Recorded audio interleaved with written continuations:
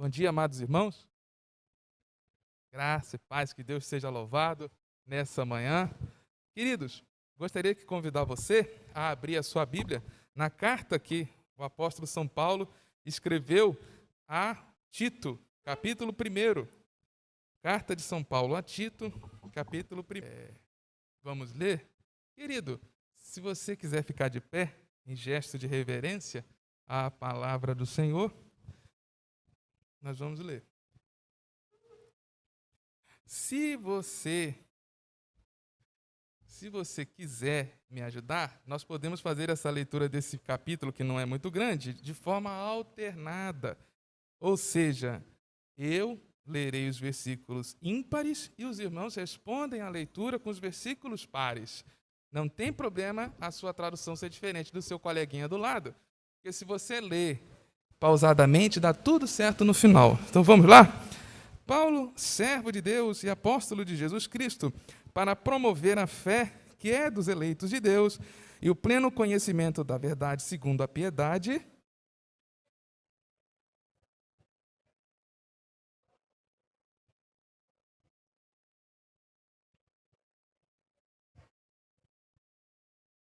E em tempos devidos manifestou a sua palavra mediante a pregação que me foi confiada por mandato de Deus, nosso Salvador.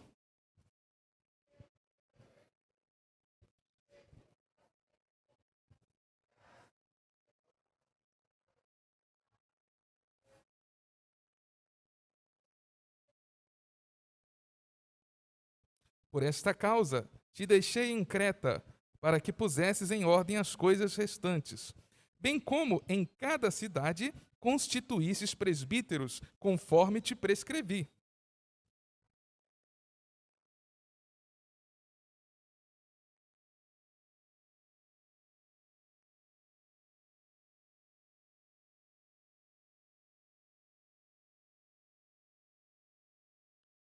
Porque é indispensável que o bispo seja irrepreensível como despenseiro de Deus, não arrogante, não irascível, não dado ao vinho, nem violento, nem cobiçoso de torpe ganância.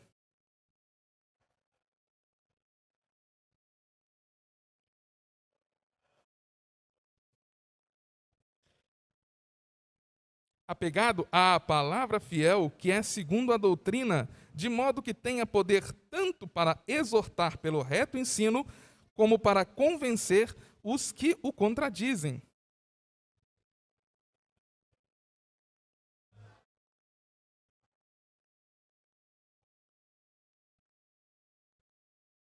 É preciso fazê-los calar, porque andam pervertendo casas inteiras, ensinando o que não devem, por torpe ganância.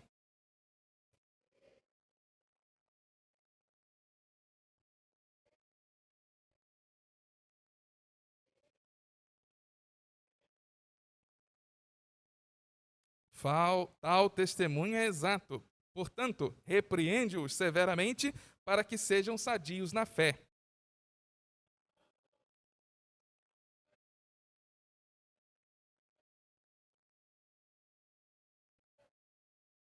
Todas as coisas são puras para os puros. Todavia, para os impuros e descrentes, nada é puro, porque tanto a mente como a consciência deles estão corrompidas.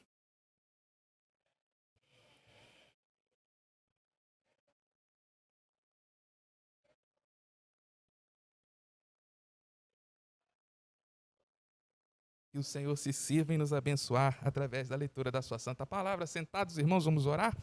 Ó Deus, nós te agradecemos pela leitura da sua santa palavra e pedimos, ó Deus, aqui, nessa manhã, humildemente, que o Senhor nos use para proclamar a tua palavra e que teu Santo Espírito atue como tradutor, como pessoa que bate no coração e que convence do pecado, da justiça e do juízo.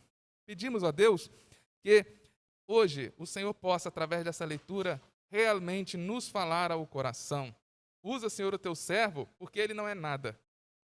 Ele não tem o que dizer se não for através do teu Santo Espírito. E que hoje, ó Pai, nós saiamos permitindo o Senhor, transformados, dando mais um passo no caminho da nossa salvação. É assim, ó Deus, que oramos em nome de Jesus. Amém.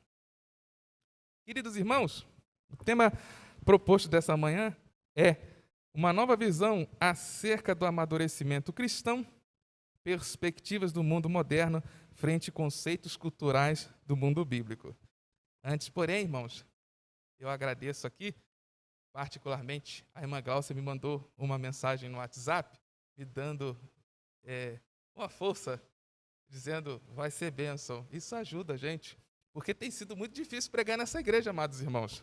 Olha, se por um lado há pessoas que querem que a gente seja mais profundo no estudo da palavra, há outros que querem que a gente seja mais simples, porque é preciso entender. E ainda tem aqueles que querem que a gente não seja chato, vamos dizer assim. Você tem que ser interessante na hora de falar. Então, cada dia é um desafio trazer a mensagem dessa igreja. E ainda mais, nosso reverendo que nos cobra sem nos cobrar, porque você conversa sobre Bíblia com ele, e ele, muito entendedor, fala tantas coisas profundas que a gente fica até com vergonha de vir aqui pregar e fazer um negócio meia boca. É verdade, um dia desse pastor me deu um conselho lá, a gente sentado tomando caldo, e ele falava de um autor alemão, Hans Kung, e é um autor difícil, irmãos, mas o pastor lê. Aí você fica assim, puxa vida, como é que eu vou chegar lá no patamar do chefe? Tem que chegar lá.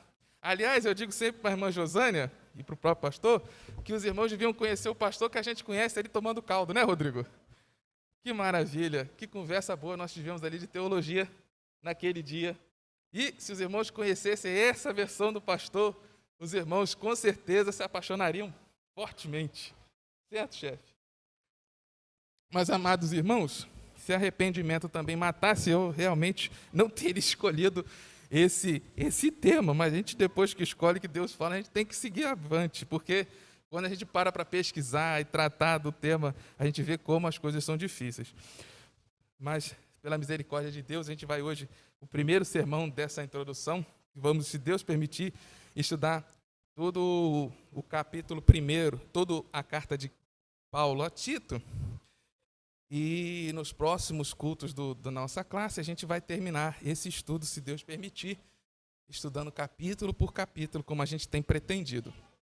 Mas, amados, nós vivemos um tempo, e a verdade é essa, que precisamos pensar como será a igreja do século XXI. Porque a igreja passa por transformações profundas, não em sua instituição, mas nas pessoas que a frequentam. Principalmente a galera mais jovem, que pensa diferente daquilo que papai pensava, que meu avô pensava, agem diferente. Como será essa igreja? E é por isso, irmãos, que a igreja hoje enfrenta uma revolução ou um questionamento acerca de suas doutrinas essenciais, e não é propriamente voltado à historicidade ou à realidade do que aconteceu na Bíblia, curiosamente. É a respeito da interpretação que a igreja dá às doutrinas da Bíblia. E se por um lado a gente tem gente lá fora pressionando a igreja para mudar sua interpretação, segundo eles, para que a gente deixe de lado certos preconceitos, por outro lado, dentro da igreja, nós temos pessoas, e não são poucas, que estão retraduzindo, reinterpretando a Bíblia de acordo com seus próprios interesses. Hoje, os púlpitos são palcos de aulas de coach. O que é coach? Coach é uma palavra inglesa para dizer treinador, ou seja, você vem para cá para ouvir palavra de autoajuda, e isso o evangelho não é. E a grande problemática, irmãos, é que nós hoje temos sido alvos de questionamentos a respeito de doutrinas da palavra de Deus, como, por exemplo, a inerrância da Escritura, tanto quanto a doutrina da sua completude como palavra de Deus tem sido questionadas. Ou seja, as pessoas já não acham mais que a literalidade do que está escrito na Bíblia é inerrante. Até porque a doutrina da inerrância na igreja, que a gente chama de protestante, ela surge em substituição à doutrina da inerrância do Papa. Para a Igreja Católica, a inerrante não é a Bíblia, mas é a cátedra do Papa. E também a doutrina de que ela é a palavra de Deus, no que cada palavrinha. Quando pessoas, por exemplo, de forma até parece-me ignorante, criticam, por exemplo, dizer que a Bíblia é a palavra de Deus na parte que Jesus conversa com o diabo. Aquela palavra do diabo é a palavra de Deus? Então, esses questionamentos surgem de forma até mal feita, mas surgem. Então, o que nós vamos fazer? E ao longo do tempo, amados irmãos, a igreja, isso é verdade, ela passou por remodelações de suas doutrinas. As doutrinas que os apóstolos pregavam acerca de costumes morais no século I, no século II e passando, já não são mais as mesmas doutrinas morais que temos hoje. Você pode dizer, o que é isso, irmão Tiago? Mas é. Por exemplo, as irmãs hoje, graças a Deus, podem cortar seus cabelos, podem aparar seus pelos corporais. Aquela época não se podia, por exemplo, em Corinto, porque a mulher de cabelo curto era denominada mulher da vida fácil, a famosa prima. Mas hoje, o que é não se parecer com a mulher da vida fácil? É cortar o cabelo? Não. É você vestir-se de uma forma adequada. E doutrinas morais vêm sendo remodeladas ao longo do tempo. E, amados, é nesse mote que Paulo passou todo o seu ministério reformulando a igreja que sai do judaísmo e começa, então, a entender que a lei já não lhe é mais útil como regra obrigatória de observância. E foi assim que Jesus ensinou. Jesus traz uma nova visão acerca da lei, não agora como uma imposição, não agora como um dever que eu devo fazer, porque me impõe externamente, ou seja, há um governo, há uma lei religiosa que diz, faça isso, senão haverá consequência para você. E naquele tempo a consequência era a ira de Deus. E assim era em todas as religiões do Oriente Antigo. E ainda é, em parte delas. E Jesus reinterpreta o Velho Testamento, e isso fica muito claro no Evangelho de João, dando um ar de amor àquilo que antes era rigor. Jesus, ele enxerga quem foi esquecido. Uma das coisas mais lindas do Evangelho é quando Jesus aparece para uma mulher na sua ressurreição. Porque ele apareceu para uma mulher na sua ressurreição que significava nada. Ou seja, se ele queria aparecer e ter uma testemunha, o testemunho da mulher não valia nada. Mas ele apareceu para uma mulher, porque Jesus enxergava todos aqueles que eram desprezados na lei. Jesus andou com publicanos e pecadores que eram desprezados. Jesus deu atenção às mulheres que eram desprezadas. Jesus deu atenção às crianças que eram desprezadas. Jesus deu atenção aos imundos, inclusive tocou neles. Leprosos, cegos, coxos, mancos e uma cambada de deficientes que havia, ele tocou. Porque Jesus vem e continua nesse mesmo propósito de dar dignidade e felicidade às pessoas. Como ele mesmo diz, uma felicidade completa, uma felicidade que o mundo não vai levar. E Paulo é, talvez, o maior porta-voz dessa reinterpretação do Antigo Testamento. É ele que briga no Conselho de Jerusalém para que Tito não fosse circuncidado, porque a circuncisão era apenas mais um rito judaico. E para isso, não interessava em nada para a expansão do Evangelho, porque o rito não salva. Jesus disse à mulher samaritana que o que salva é um espírito contrito diante do seu Deus. Por quê, irmãos? Porque Deus pouco estava interessado em ritos, pouco estava interessado em festas, apesar dele mesmo ter ordenado aquele bando de festas. Por quê? Porque não havia interesse em você celebrar a festa da Páscoa, a festa da barraca, do tabernáculo, a festa do perdão do Yom Kippur, o ano jubilar, que inclusive eles não gostavam de celebrar. O ano jubilar acontecia a cada 50 anos. Não adiantava celebrar qualquer uma das festas se as pessoas não compreendessem que o que Deus sempre quis foi ser amigo das pessoas. A maior diferença entre Deus, que os judeus não citam o nome de Deus, eles chamam de Hashem, o nome, porque o nome sagrado de Deus só era citado na festa de Yom Kippur pelo sumo sacerdote. E é por isso que a gente não sabe qual é a pronúncia correta daquilo que a gente chama de tetragrama sagrado, né? O que para a gente, em caractere latino, é o YHWH. Não sabe se é a pronúncia, porque só o sumo sacerdote pronunciava. Quando foi para o exílio, houve uma interrupção na nomeação dos sumos sacerdotes, então quem sabe como é que pronuncia aquilo. Uns dizem que é Javé, outros dizem que é Jeová, mas de verdade, ninguém sabe. Mas Deus queria ser e quer ser o seu amigo. E é por isso que ele trata as pessoas com dignidade. E Paulo, irmãos, escreve quebrando todos os paradigmas possíveis daquela realidade que o cercava. Em muitos momentos, como Jesus, ele desprezou a lei como um mero costume observador, a ser observado, para dar um destaque à obediência a Deus, como Jesus fez, por exemplo, curando no sábado. Paulo, quando fala que a mulher tem que ser submissa ao homem, e claro, ele deveria ter falado daquele jeito, porque se a mulher fosse insubmissa ao homem, o marido tinha direito de matá-la, sem qualquer questionamento. Assim como li uma notícia essa semana que uma cidadã de um determinado país, eu não posso dizer o nome, tentou fugir, queria se divorciar do seu marido. Seus parentes, pai e irmão, pegaram-lhe, levaram para o seu marido, sabe o que ele fez? Cortou a cabeça, decapitou e saiu com a cabeça estendida na rua como prêmio. Era assim na sociedade grega, tirando Esparta, era assim na sociedade romana. O homem mandava e desmandava na vida da mulher e dos filhos. Imagina se Paulo diz assim: fulano, não seja cabeça. Quer dizer, não seja subordinado, porque você nasceu para ser cabeça, não nasceu para ser rabo, como dizem por aí. Irmãos, ia ser um genocídio de crentes. As mulheres iam ser mortas todas.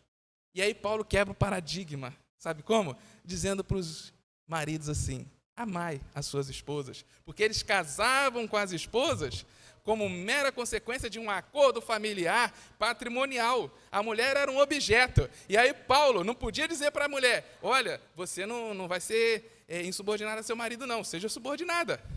Mas diz para o marido: ame a sua mulher. Olha a quebra de paradigma, sutil, mas uma quebra de paradigma. A mulher era um objeto. E os escravos? Ele diz para os escravos: sirvam aos seus senhores. Escravo não era gente, era objeto. E Paulo diz para aquele pessoal: olha, sirvam da melhor maneira possível. Paulo não quer defender a escravidão, ele era contra. Mas se ele dissesse para os escravos: se rebelem contra seus senhores, eles seriam mortos. Como a gente tem na história do Brasil exemplos vários, iam ser mortos. Então ele não podia dizer assim, ele precisava dizer. E aí ele vem com a pedra de toque e diz para o pessoal: tratem seus escravos bem. Sempre uma pitada sutil, mas certeira, dando dignidade àquelas pessoas desprezadas. E nesse sentido, amados irmãos, quando Paulo envia Tito para conversar com nossos amigos da igreja de Creta, havia muito pecado também, como houve na igreja de Corinto, porque aquela igreja estava cercada numa região de paganismo. E por conta daquela confusão de gente querendo plantar o gnosticismo, o que era o gnosticismo? É uma doutrina que entende que o mundo foi criado de uma forma imperfeita, como se ele tivesse escapado da divindade. E aí ele foi criado para que a centelha divina, que é o Espírito, fosse seguro dentro do corpo do homem. E para você libertar essa centelha divina, você devia conhecer ou aderir o conhecimento para libertar essa centelha divina e assim se desenvolver. E esse era o tal do gnosticismo que estava aqui batendo a porta da igreja no primeiro século, batendo a porta. E aí, o que eles faziam? Eles pegavam a Bíblia, interpretavam a Bíblia junto com aqueles livros chamados de apócrifos. Por exemplo, eu vou citar 2 lendas judaicas que eram das utilizadas, por exemplo, dizia que Adão teve 2 esposas. Não sei se os irmãos já ouviram dizer isso, mas disse que Adão tinha 2 esposas. Uma delas foi chamada Lilith. Aí alguém vai dizer assim, mas isso não está escrito na Bíblia. Mas o profeta Isaías conhecia e escreveu sobre Lilith em Isaías 34:17. Está lá no hebraico, Lilith. Aí traduziram como coruja, como criatura da noite, como qualquer coisa. Mas ele conhecia a lenda de Lilith, a primeira mulher de Adão. O que ela quis? Ela não quis se deitar com Adão embaixo, submissa. Então fugiu para o deserto. O Senhor Deus foi atrás dela e ela disse, eu não volto não. E aí ela foi tomada por um demônio da noite, se uniu a ele e se tornou um demônio, só porque não quis se subordinar a Adão. Outra também, e está escrito 2 vezes na Bíblia, a lenda dos gigantes. Da onde veio essa lenda dos gigantes? Do livro apócrifo de Enoque. E diz que os anjos, que teve a primeira queda do Satanás, e 1/3 dos anjos caiu, e a segunda, qual foi? Foi que os anjos se apaixonaram pelas moças da terra, e aí foram se casar. E o fruto da relação desses anjos com as moças foram gigantes sem alma, os aniquins, certo? Nefilins, ainda bem que você está aqui para me lembrar. Nefilins, mais uma fábula. E com essa, irmãos, eu estou citando essas porque estão escritas. Está escrito lá no livro de Gênesis, está escrito lá na carta de Judas. Eram fábulas judaicas. Então eles pegavam a interpretação da Bíblia, juntavam com essas fábulas, juntava com o sincretismo, para ser bem redundante, ou seja, pegava elementos de religiões externas e queriam imputar e enfiar isso dentro da igreja. Aliás, parece estar tão próximo de nós, né? Isso era o gnosticismo tentando entrar dentro da igreja. E Paulo precisava combater isso. E também havia gente querendo enfiar o judaísmo goela abaixo dos gentios. E nem sempre é fácil. Você assumir uma religião marcada por um culturalismo, pela cultura dos outros. Imagine hoje se impusessem para nós o dever das irmãs usarem burca, se cobrirem dos pés da cabeça, seria difícil.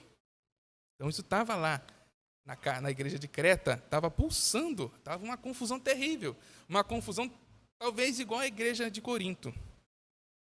E qual foi o recurso que Paulo usa para admoestar, para advertir, para chamar a atenção desse pessoal? Ensiná-los, dar conselhos de como amadurecer na fé. É bom que os irmãos saibam que nessa época o que se chamava de Escritura era o Antigo Testamento, não havia o Novo Testamento. Aliás, Paulo, quando escreve a Tito, sequer teria passado na cabeça dele que um dia essa carta chegaria a nós e se tornaria Escritura Sagrada para a gente. Não havia os evangelhos escritos, aliás, o de Marcos já estava sendo escrito, o de João é o último, lá no ano 90 e pouco, e é por isso que ele diz, por exemplo, aos Coríntios, por isso que recebi do Senhor o que também vos ensinei, que o Senhor Jesus, na noite que foi traído, e aí ele segue falando da ceia, porque não havia o evangelho escrito, mas havia uma tradição oral acerca dos ensinamentos de Jesus. E quando ele se refere a isso, quer dizer que ele recebeu tanto do encontro pessoal de Jesus, com Jesus, quanto dos outros apóstolos e crentes mais velhos, ele recebeu oralmente o que Jesus ensinou, e essa oralidade é transmitida através de conselhos morais para o pessoal da igreja de Creta. E, irmãos, quando a gente para pensar em maturidade, a gente tem que parar para pensar na nossa vida. E eu digo aos irmãos que quando o Senhor Deus colocou esse texto no meu coração, aliás, como sempre faz, senão a gente não pode subir ao púlpito para falar mentira, foi um choque, porque eu estava sentado ali e meditei numa determinada situação e eu pensei assim, eu já fiz isso, eu já fiz picuinha, podia ter feito negócio, mas não fui, porque eu estava de picuinha com o pastor. Já fiz aquilo, por bobeira. E se arrependimento matasse, mais uma vez eu digo aos irmãos, eu estava morto, sepultado. Amadurecimento cristão requer reflexão, reanálise. E quanto a gente olha para trás, quanta burrada a gente fez. E o pior, a consequência é que a gente ainda está sujeito a fazer mais burrada ainda até o final da vida. Dizem que o imperador Constantino foi batizado o máximo possível perto da morte dele, porque ele acreditava que ele ia ser, o batismo purificava dos pecados, então quanto mais perto da morte ele fosse batizado, mais pecados lhe teriam sido perdoados. E maturidade cristã, então, envolve essa reflexão. Mas eu também quero destacar que há duas coisas a mais que andam junto com a maturidade cristã, e que eu vou tentar definir para os irmãos, com base nos ensinos de outros escritores, que a maturidade, por exemplo, quer dizer a capacidade de se amoldar ao caráter de Cristo. Isso é maturidade cristã, a capacidade de amoldar-se ao caráter de Cristo, ou parecer-se com Cristo. Paulo ensinou assim: portanto, amados, sede meus imitadores, como eu sou de Cristo. Também anda junto aqui a santificação. A santificação quer dizer a capacidade de afastar-se do pecado. E a renovação espiritual, que é a ação do Espírito Santo diária em nossas vidas, chamando a nossa atenção para a santidade e para o amadurecimento cristão.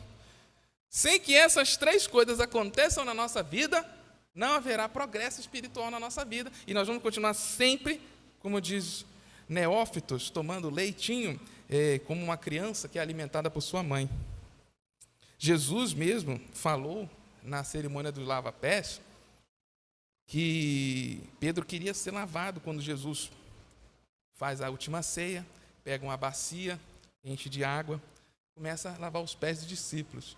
Aí Pedro tira a roupa toda e diz: eu quero ser lavado totalmente. Aí Jesus diz: quem já foi lavado não necessita ser lavado totalmente.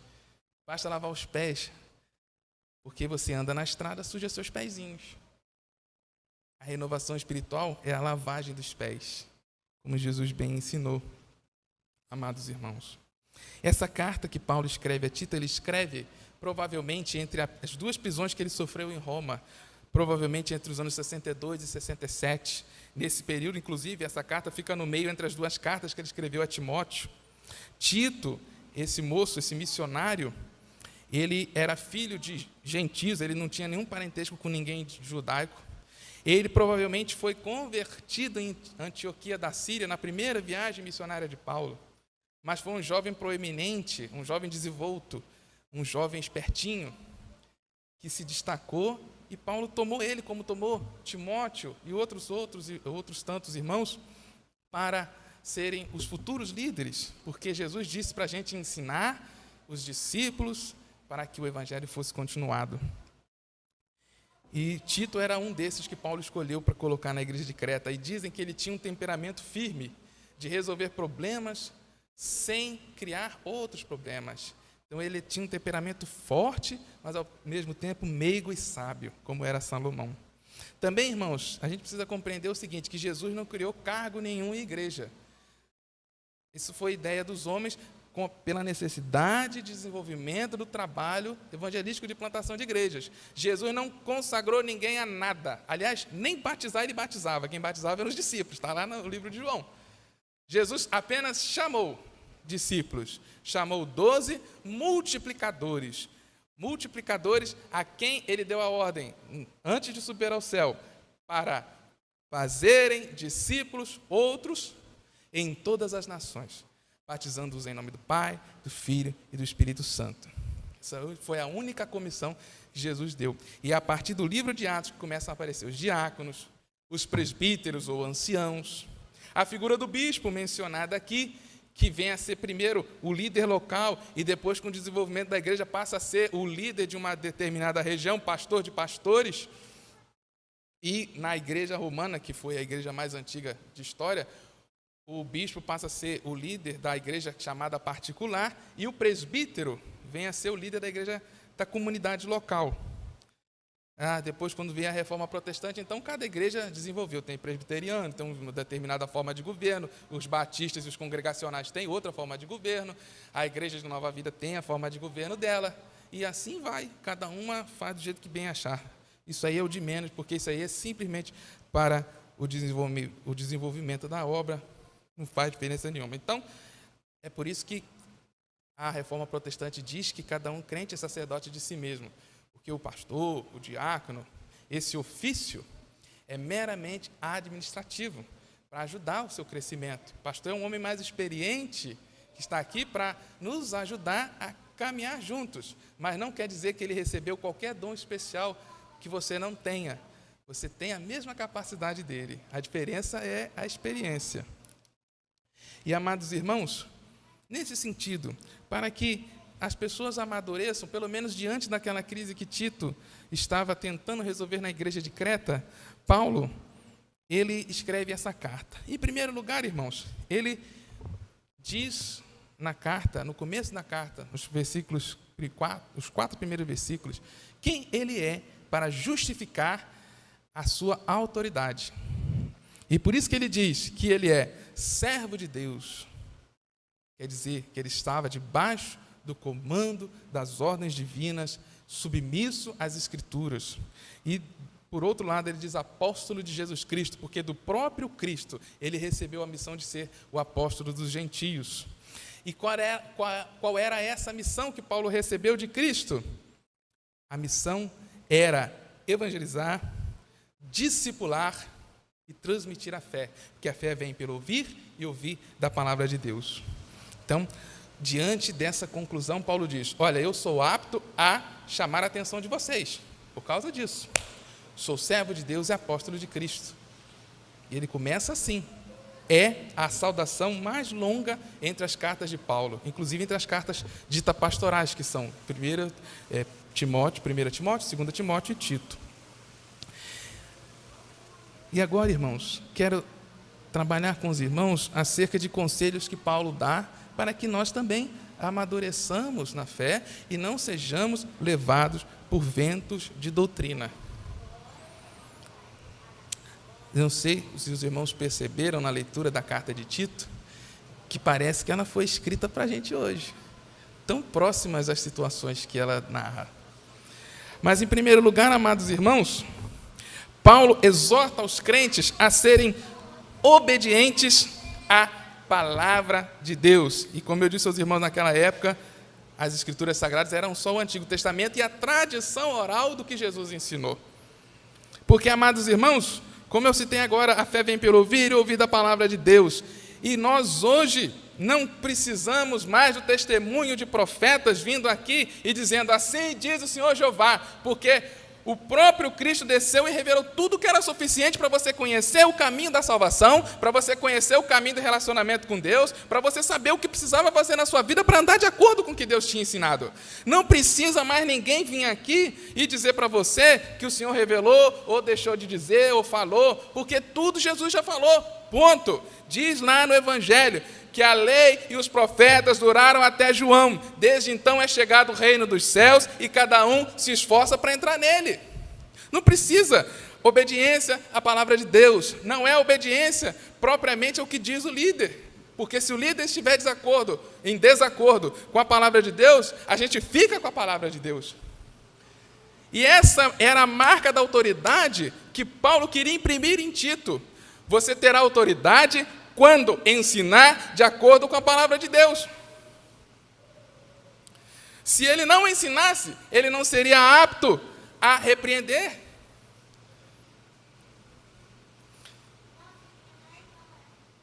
Em segundo lugar, irmãos, também é preciso conhecer o Evangelho.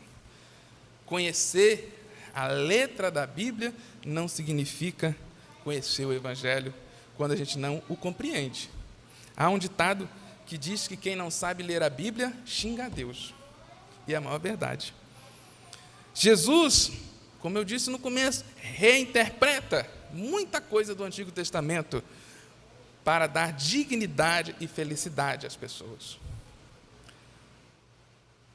Por isso, o nosso estudo, a nossa meditação na palavra, ela deve ser feita sob a ótica, sob a hermenêutica dos ensinamentos de Cristo. A gente não pode interpretar as coisas, o Velho Testamento, por ele mesmo. A gente não pode interpretar as cartas de Paulo, as cartas de Tiago, de Pedro, de João, o Apocalipse, se a gente não tiver em mente os ensinamentos de Cristo. E é aí que a gente vai entender que a letra mata, mas o Espírito vivifica. É Cristo, irmãos, o ensinamento de Cristo presente no seu coração, que vai te fazer descortinar os princípios morais, éticos e religiosos que estão inscritos aqui para a sua vida.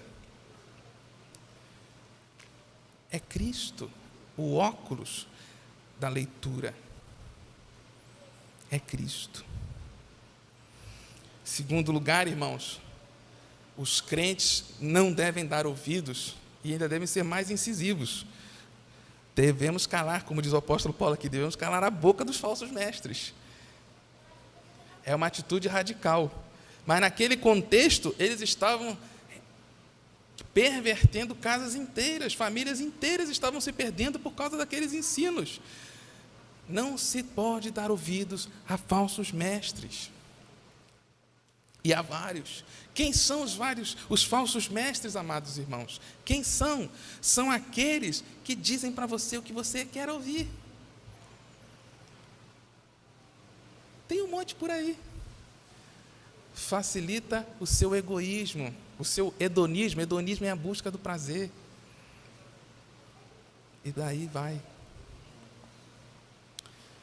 Quando o evangelho é a busca da conversão diária, da modificação de vida. Falsos mestres dizem para você fazer o que você quer. Dane-se Deus, é o que você quer. Você é o centro do universo, como foi pregado na Revolução Francesa. Você é o centro, você é, como dizia Luís XIV, é o Deus Sol. Sou eu, o importante. É isso, falsos líderes. E também falsos líderes são aqueles que estão, como diz o apóstolo Paulo, voltados para angariar riqueza. Não há, irmãos, e me desculpem se eu for fazer uma crítica que os irmãos não concordam, até porque cada um tem o direito de pensar como bem achar, de acordo com a palavra. Eu não estou aqui para dizer o que é e o que deixa de ser. A gente tem que pregar a palavra. Mas Jesus disse que o Filho do Homem não tinha onde reclinar a cabeça. Evangelho é tudo menos meio de angariar riqueza. Não se coaduna, irmãos, com a verdade do Evangelho, que pessoas enriqueçam às custas do Evangelho, às custas do dízimo de gente que ganha salário mínimo e que tira lá 10%, que para ele é muito. R$120 tira de 1.200 e pouco. Você não paga a luz, não compra nenhuma carne. Isso não é o Evangelho. O Evangelho é, como diz o livro de Atos, o partilhar do pão, é a distribuição de riqueza para que todos tenham bem-estar, mas não é angariar riqueza por torpe ganância, muito menos o Evangelho é montar a igreja para ter poder, porque o poder pouco importa. Não pensem os irmãos que a gente coloca roupa bonita para vir aqui, eu até coloco roupa bonita para ir no fórum também, né? Para criar caso lá no fórum, mas a gente ganha título de pastor, de diácono, de presbítero, o que for, para ter poder? Não. Na verdade, a gente se dedica à obra para ser cada dia mais subordinado a Cristo, servo do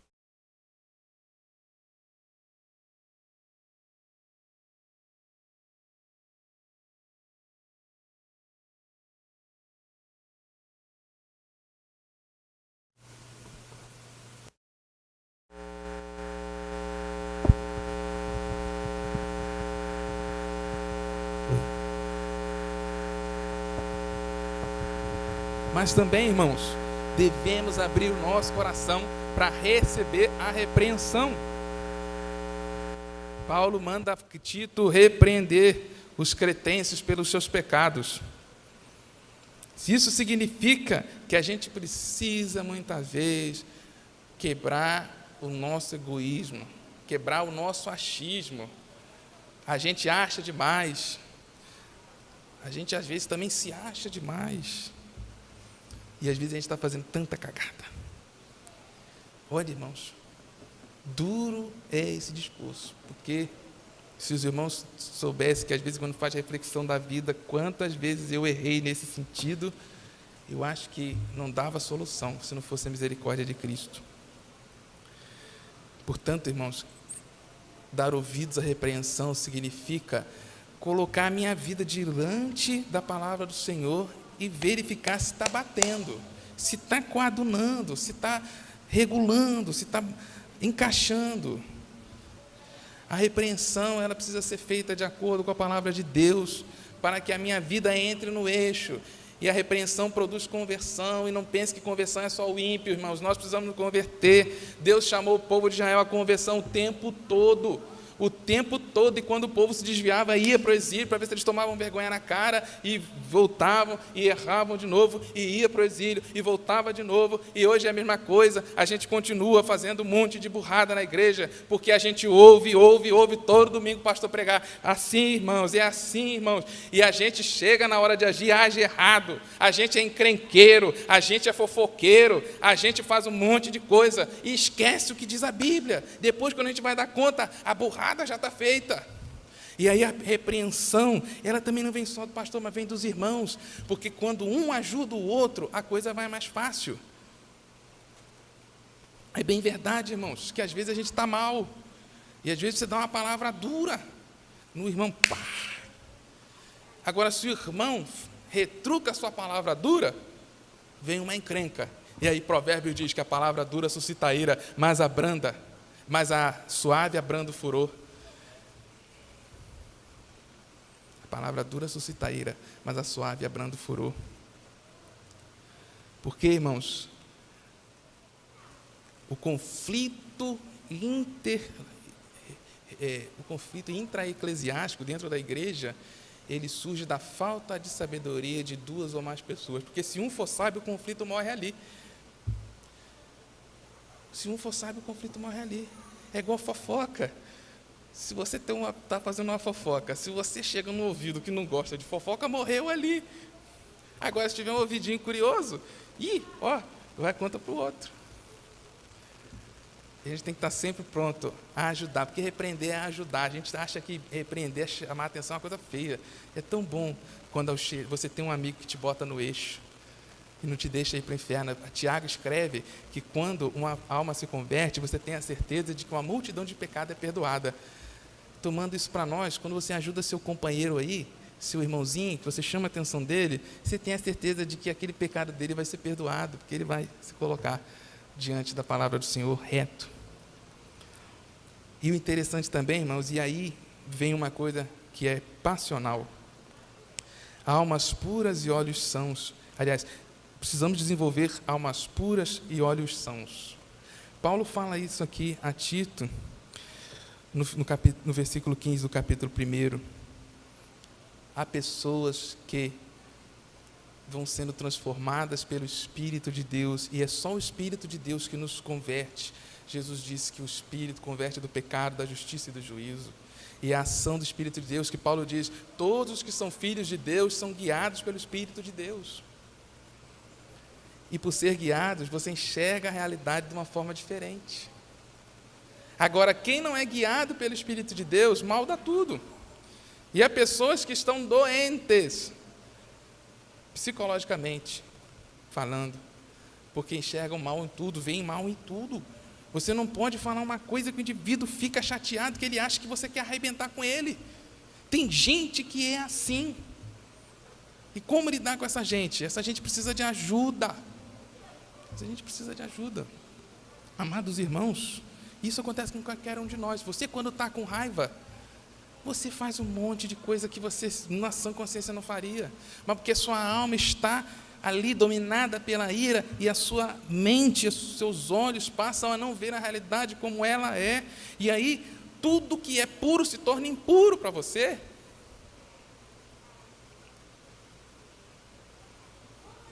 Mas quando estamos guiados pelo Espírito de Deus, até a pior maldade é enxergada de uma forma diferente. Até a pior maldade é enxergada de forma diferente. Os problemas grandiosos para as almas impuras se tornam nada, porque o amor vence todas as coisas. Há um hino no cantor cristão da missionária Sarah Fulton Kelly, era congregacional. Ela diz: vence pelo amor. Mesmo quando for custoso, vence pelo amor. Vence pelo amor. Para que sua alma seja pura, você precisa transbordar amor. como Jesus ensinou. Ama o teu próximo como a ti mesmo. E no final, irmãos, Paulo nos diz que a nossa vida, como o pastor falou no domingo passado, precisa ter um testemunho da verdade. A fé sem obras é morta. Portanto, o convertido demonstra a sua fé através das suas obras. Porque de uma árvore boa não vem frutos ruins, vem frutos bons. Portanto, o nosso agir no mundo precisa ser consentâneo com o agir de Cristo. Cristão, o pequeno Cristo, precisa ser um embaixador, como diz Paulo, de sorte que somos embaixadores da parte de Cristo, como se Deus por nós vos exortasse. Rogamo-vos, pois, por Cristo, que vos reconcilieis com Deus. A mensagem do embaixador. Você é o embaixador, você é o representante do Cristo na terra. Ninguém vai ver Cristo, nem chegar a Cristo, se não for pela sua ação, pela sua vivência. É o testemunho da verdade, porque através dele você será apto a repreender, a amadurecer, a se santificar, a ser renovado espiritualmente e assim desenvolver a sua vida. Por isso, irmãos, o Evangelho não é regra que você obedece porque alguém te manda, é princípio de obediência por amor. E o princípio é pior do que a regra, porque a regra diz uma coisa, você desobedeceu ou obedeceu, acabou. Mas o princípio, às vezes, ele te impõe um comportamento permitido pela regra, mas que não é conveniente. Como diz o apóstolo Paulo, tudo me é lícito, mas nem tudo me convém. É a liberdade cristã, movida pelo agir de Deus na minha vida, me ensinando a discernir como agir de acordo com a vontade de Cristo. É diferente. Antigamente a lei de Moisés dizia, faz. Você fazia, estava tudo resolvido. Apesar de ser impossível cumprir todos os mandamentos. E a Bíblia diz que quem descumpre um, descumpre todos. Mas era fácil ali, você pegava a Bíblia, vamos lá, o que houve? Você mentiu, o que faz com o mentiroso? É isso aqui, resolveu o problema. Agora o princípio não. O princípio vai além, irmãos. E às vezes, uma situação que a lei permite, como por exemplo, matar a prostituta, matar a moça adúltera com pedra, diante do princípio do amor divino, do amor a Deus sobre todas as coisas e ao próximo como a ti mesmo, aquilo se torna imoral. E Jesus salvou aquela dona aplicando o princípio do primeiro e segundo mandamentos. Portanto, irmãos, vivam a liberdade de Cristo, porque essa liberdade, ela é fardo leve e suave, como Jesus falou. Não é pesado. Pesado é o pecado. A lei da liberdade te dá a alegria de viver porque você quer, você escolheu viver de acordo com Cristo. Você escolhe Deus na sua vida. E por escolher Deus, você diz, eu vou parecer com Ele. E esta é a lei da liberdade. Eu quero parecer com Cristo. E parecer com Cristo, eu vou seguir o que Ele diz, os seus princípios, os seus mandamentos. E não vou seguir uma regra porque me mandam. Porque Deus quer que você o ame. Deus quer que você seja amigo dele. E é diante disso que a gente vive o Evangelho.